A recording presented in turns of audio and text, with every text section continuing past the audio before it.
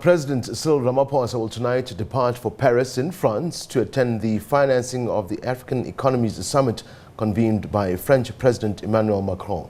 The president will join several other African heads of state and government, as well as leaders of global financing institutions such as the International Monetary Fund and the World Bank. The summit will look into ways in which Africa can be supported on the economic recovery plan. The meeting will also look at the thorny issues of debt relief and support of the International Monetary Fund.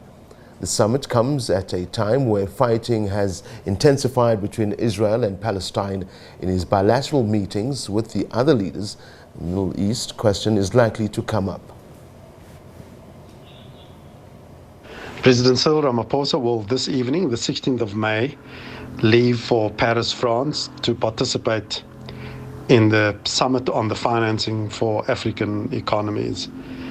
At the invitation of President Emanuel Macron of the French Republic, the President will join several African heads of state and government, as well as leaders of global financing institutions at the Grand Palais Éphémère on Tuesday, the 18th of May.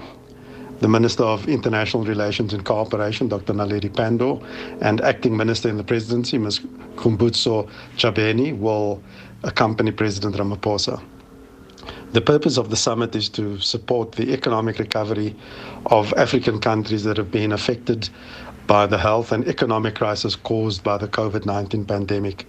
The summit also aims to foster investments in Africa and avert the risk of excessive debt.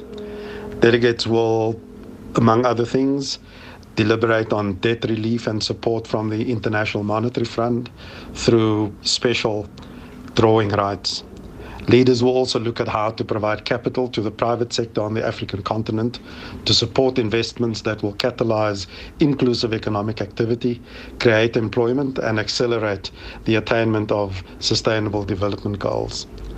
The Summit on the Financing of African Economies follows a series of global stimulus package initiatives, including the World Bank's $14 billion fast-tracking of COVID-19 financing, the African Development Bank's $10 billion COVID-19 response facility, and the International Monetary Fund's concessional financing and debt relief